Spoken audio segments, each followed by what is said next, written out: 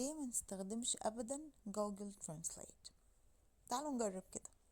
انا دلوقتي في كافيه وعايزه ينسون ومش عارفه يعني ايه ينسون.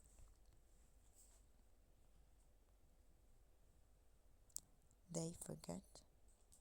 اهو في ينسون مشروب اهو، بس يقعدوا يقولوا جوجل ترانسليت، لا هو اصلا في كل حاجه ينسون مشروب. they forget a drink. طيب انا عايز ينسون. لا انا مش عايز انسى، انا عايز ينسون. طب انا عايز ينسون مشروب. طب انا عايز مشروب ينسون.